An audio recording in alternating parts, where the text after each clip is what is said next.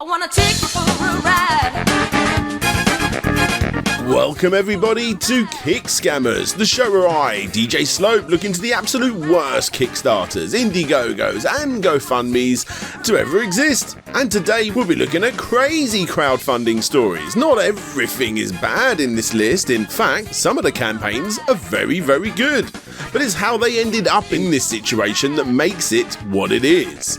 This video is a compilation of backers trying to destroy crowdfunding campaigns and campaigns made for the sole reason to get revenge on somebody else. And of course you got a couple of scams thrown in there for good measure that all get caught out before it's too late. So, buckle up and get ready for what is possibly the strangest Kick Scammer episode yet in this Kickstarter's craziest campaigns. Welcome to Slope's Game Room. But first, a quick message from this video's sponsor, Hero Wars. A game that you should play, and do so right now, because we need 10,000 installs to open up the in-game portal and get prizes. Just look at this promo video they showed me. This could be you. Look at them. They're about to go into the portal or something. Come on, download the game and hit install, because the more installs we get, the more prizes will be drawn. However, if we do not hit that goal by October 31st, then the portal won't open. Yes, this portal, the one that's going to be dishing out all of these prizes. But Dan, what are you talking about? Yes. All you got to do is 1. Download the game through one of the free tracking links placed on the website, 2. Complete a short in-app tutorial, and 3. Sign up for a free game account and get in-game ID to be in for a chance to win those prizes that come out of the portal thing that we mentioned earlier. Thankfully, it's not all about the prizes though, because the game itself is great. It has stunning artwork, a great community, has a heavy emphasis on resource management, which is what I'm all about. It's addictive, and best of all, it is very enjoyable for all sorts of gamers. So get downloading, hopefully win yourself some awesome gifts, and let's open up the portal to Dominion together. Thanks again to Hero Wars for sponsoring this video. Download the game from the link below in the description and start playing right now.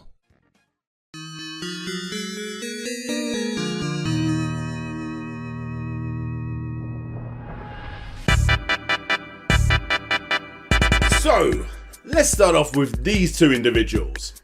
The gentleman on the left is a guy called David Levitt, and the lady on the right, well, we'll get to her momentarily. David, in case you didn't know, is a pretty well-respected journalist, according to himself. An award-winning journalist with over 200,000 Twitter followers and 20,000 Instagram followers. I actually haven't read anything he's ever written himself, so take all of this with a huge grain of salt. What I'm more interested in for this video is his Twitter account, which is incredibly active. Well, back in January the 17th on 2020, he posted one of his more successful tweets that garnered him well over 30,000 responses.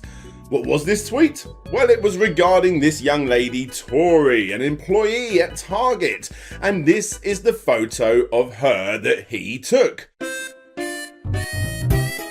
You see, David, while shopping at Target, found himself a toothbrush for 1 cent. He thought he'd try his luck getting this electric toothbrush at the obviously way cheaper than RRP price, and Tori, who was serving him, refused to sell it at that price, explaining that the price was for the display and not the toothbrush itself.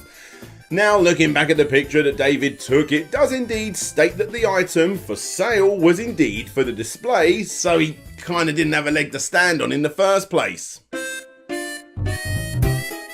In retaliation, he called the police to report the crime and tagged every major account he could to shame Target and to also shame Tori. And obviously he got absolutely destroyed with what looks like every single comeback. People were furious at not only David's pettiness, but also the fact that he's shaming a young Target worker who was literally just doing her job. He then of course attempted to play the victim card by claiming that he hasn't even been able to afford the dentist for over 3 years, and now he's got no choice but to take Target to court. It's a bit odd how he can afford the court fees but not the toothbrush, right? This of course was all crap anyway, as a tweet made less than a year ago was taken in the waiting room of a dentist. Anyway, the story absolutely blew up, news sites got hold of it, even news channels, which gained it even more attention, and then someone tweeted that a GoFundMe should be started to give Tori a much needed vacation, which is exactly what happened using the now popular hashtag send hashtag target Tori on a vacation.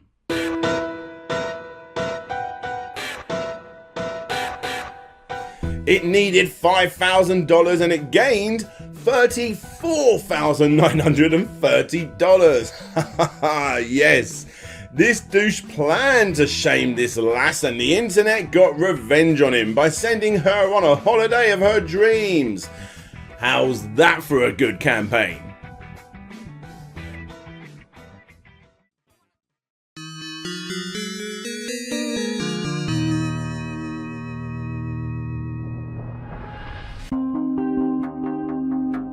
None of us like construction projects on our street, right? They disrupt the barbecue, keep your kids up, and basically just make your street look like naff. Personally, I don't care too much. Thankfully, we live around neighbours that do all of these DIY projects, but they do them in a nice, timely manner, and therefore do not qualify for a good round of knockdown ginger.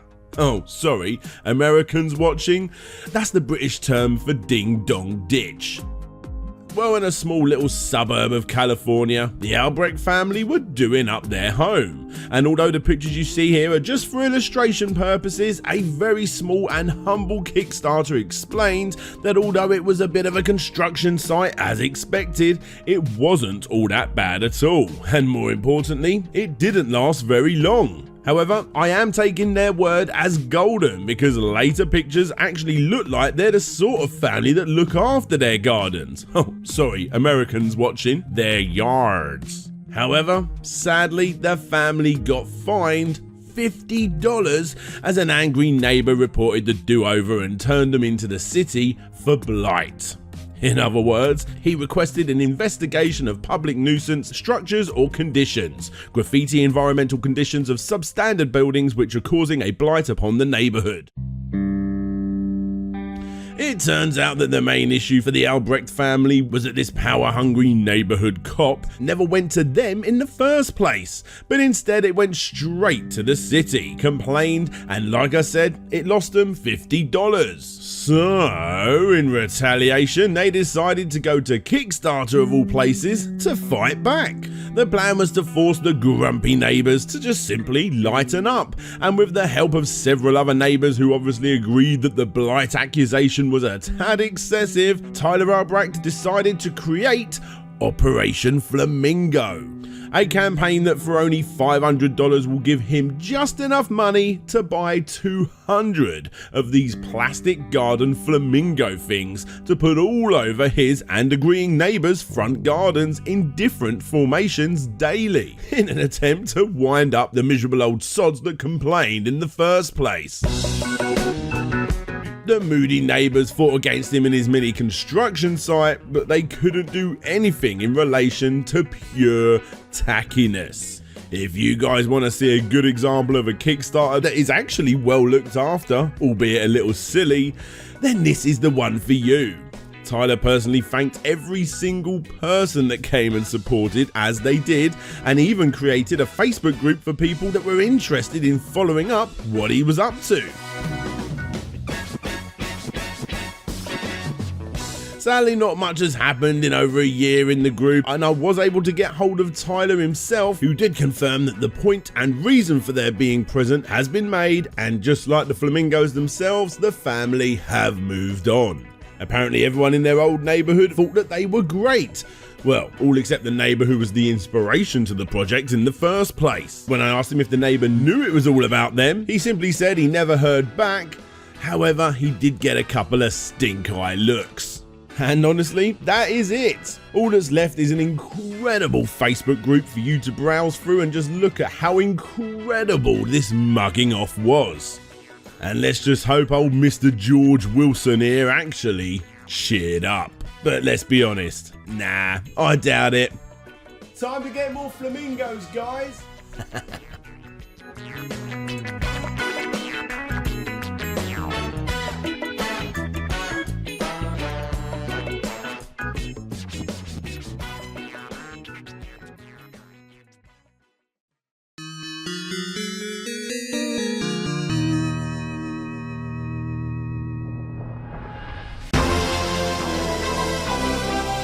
Okay, time for something far less morbid. This is the story of Dimension Drive's unfortunate Kickstarter.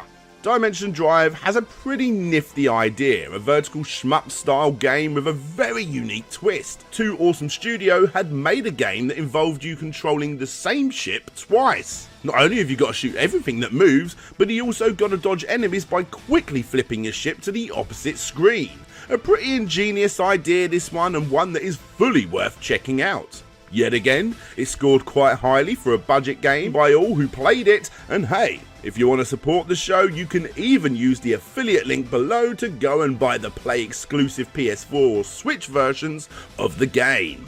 I know, I'm absolutely shameless. Anyway, before the game was a success, it actually almost failed its Kickstarter campaign. It needed €30,000, and on the final day it was pretty obvious that they wasn't gonna make it. So in a sort of last-ditched effort, carefree, we're not gonna make it anyway Twitch stream, they decided to play the game live for anybody that cared and watch the timer count down. And then it happened. What? 29,467. I don't know who is this. There's 5k there. No, someone put 5k. I know, nice. This is live, guys. Obviously it's fully muffled and hard to actually hear what is being said, but I think we can all agree that this guy especially was bloody happy. In the last few hours of the campaign, one very generous backer knocked down €7,000, which was pretty much exactly what they was short of. As you can imagine, we partied and shouted in social media, congrats were in order. And all of that disappeared 30 minutes more or less before the end of the campaign. The Kickstarter guys sent us an email informing us that the pledges were fraudulent and they had to remove it, meaning that we were not funded anymore.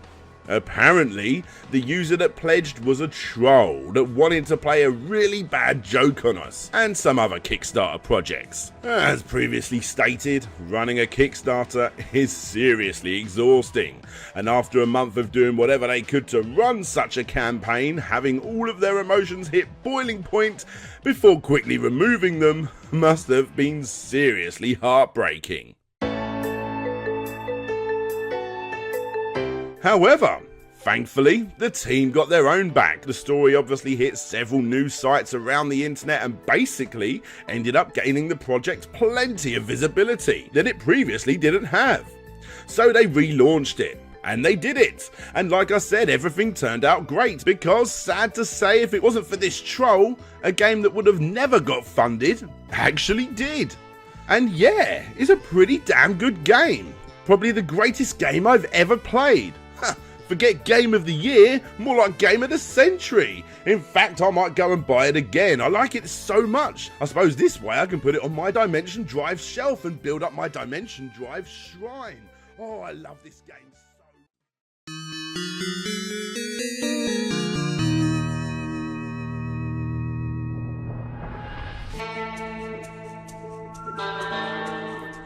I love me some awesome beef jerky. It's hard to find good beef jerky in the UK, but you can bet your bottom dollar that I will always be slapping down money whenever I visit the States. Oh yes, beef jerky, I love it. And if I'm going to be honest, the world's first 100% Japanese Kobe beef jerky made from beer-fed cattle, wet, aged and infused with sweet and savoury gourmet flavours. Oh well, sign me up. Or don't, because not only is beef jerky supposed to be made with meat that has no fat on it, you know, to stop it going rancid, and Kobe beef is one of the fattiest meat cuts that you can get, it's probably not a good idea, is it? Oh yeah, and also, guys, it's an absolute scam, so, you know, there's that too. Asking for a humble $2,374 before gaining... wait for it, $120,309 from 3,252 backers. This project financially did bloody well. That's a lot of beef jerky fans. Heck, even the page itself had some rather impressive reviews from, well, strangely, from people that love it so much they decided to text in. Yo, you dudes, just got rushed by hungry music fans and you ain't even got a guitar, lol. Plus, that Kobe was dope. Plus, props. One love, KC. If that's for sale, we want an LB for the tour. Let me know. My boyfriend licked that brown sugar flavor off my fingers. We're looking for you, mister. We want more. What is the name of that meat? This is beyond beef jerky. This is gourmet. Oh my god, I'm licking my fingers in public. I'm so great jerky. Well, I've been a chef for 8 years, and I gotta tell you that the smoked honey curry is a bold move that paid off. This is outstanding flavor. Hey buddy, this is Austin, Texas. We have tons of jerky around here, but that Kobe Red is next level. Amazing! If you ask me, the real draw here is that these interesting sounding exclusive flavors were actually really cheap. Everything from $7, which will get you an ounce, and $100, which will get you every different flavor, resulting in 12 ounces. But guys, this is where the cracks started to show. $7 for a very specific type of specialist Japanese black meat? That's cheap. I mean, yeah, I can see the appeal of why one of the top 3 brands of meat would sell well, but surely it would cost a lot more than $7 an ounce. Of course it would, but hold up. You see, we are in fact getting a little ahead of ourselves here, Kickscammer fans, because if we actually go back to the beginning of this Kickstarter's failure, we actually need to look at this, a completely different Kickstarter. This is Kickstarted, a successful Kickstarter documentary movie that was based around the struggles of putting your social media self on the line when creating these campaigns. Like I said, it was a success, and the movie is actually damn good. For those that want to watch it, there'll be a juicy fat cut in the description for you to go and check it out yourselves for free. Anyway, before it got made during the pre-production days of the movie, the team discovered the Kobe beef crowdfunder and thought to themselves, you know what? This meaty Kickstarter is prime material for our movie. So they contacted the page owner, one Magnus Fun Inc., and sadly, they got turned down to meet and interview the team in person. However, the Kobe Beef crew did insist on sending over some footage of an event that they was present at where people actually got to try the jerky, even though this was never what they asked for in the first place, and then very quickly ran to update their fans that this was going to be going ahead. This is all a little bit strange and stupid, because after claiming that they was going to be in this kickstarted film, which, you know, that was never actually agreed on, the Kickstarted crew then had to publicly comment that this would likely not happen. But still, you know, thank you very much for the much needed plug. Now, the big twist in this story wasn't the fact that Magnus Fun Inc. jumped the gun to tell people that they was going to be in a movie that was never agreed on. The real juicy meat of the story actually came from when backers saw this strange update and decided to contact the Kickstarted team themselves to showcase a few weird and unexplained issues with the Kobe Beef page. I just realised that this is all probably quite confusing. Are all of you guys up to date? Yeah? Backers from this campaign found a few issues with it and reported them privately to the guys running this one. So, what were those issues, and what did Jay and Jason, the clever documentary makers, discover? Well, firstly, the name Magnus Fun Inc. was not a registered Californian-based company, which obviously it was claiming to be. The email address given for the page was actually used to register a now defunct website called youhadme.com. Thanks to the Wayback Machine, the only catcher of the website from back in May of 2013, just before the campaign went live, shows right on the front page the name Stanley Owens. Stanley Owens was a name that was pretty active in defending the Magnus Fun Inc. company, and a name that most definitely was in fact connected in some way to this project, although obviously he never admitted this. The Amazon payments attached to the project also were going to another person called Toejam Earl. Who's this? Well, he's actually a musician who just so happens to have the exact same address as the one found on that front page of that saved Wayback Machine site for Stanley Owens. Everything started to connect here, guys. There was plenty of other issues too, such as all the people defending the meaty treats only seeming to hang around on the Kickstarter page itself, and they were all fairly new accounts and only ever backed projects that were very obviously going to fail. And when trying to look up these people outside of the walls of Kickstarter, you could never find them.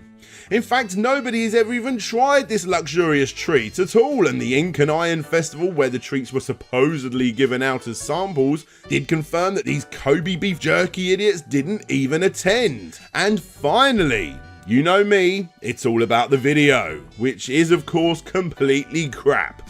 Full of nothing but random, from what I can assume, Google ripped stock images of meat and no real images of anything that could possibly be found of a final product.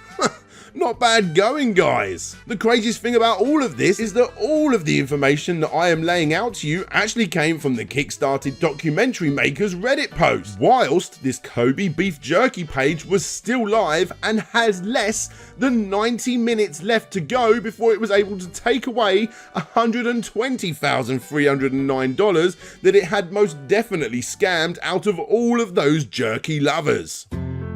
Well, ladies and gentlemen, the outcome was awesome.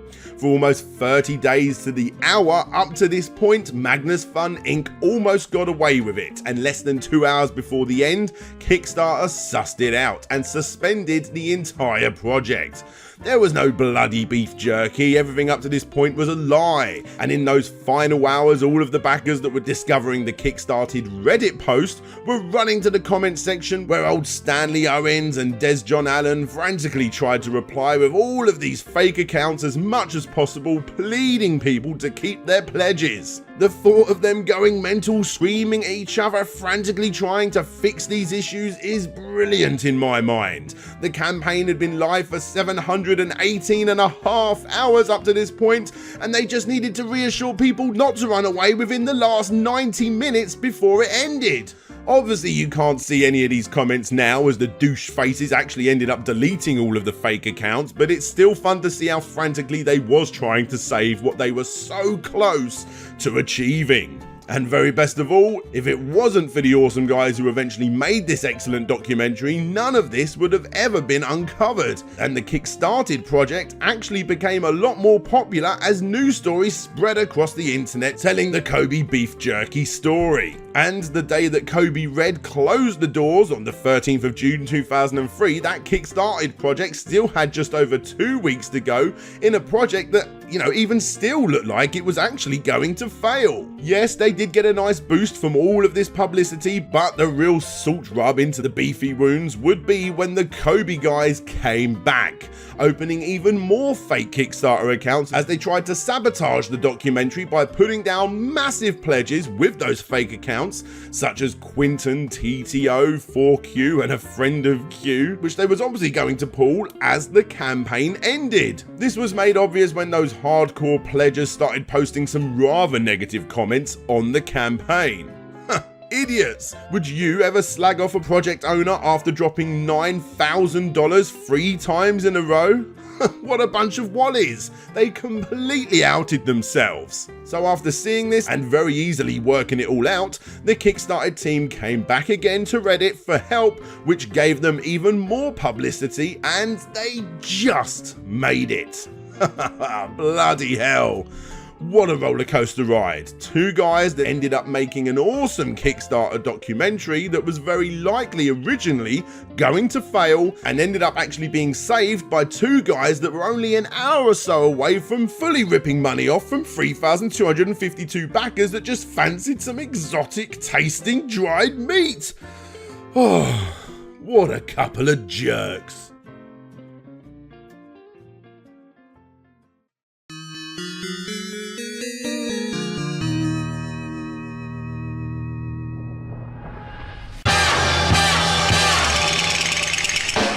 This is Lenon Gutierrez, a young American who is rather into his dance, so much so that it's definitely taken over his life.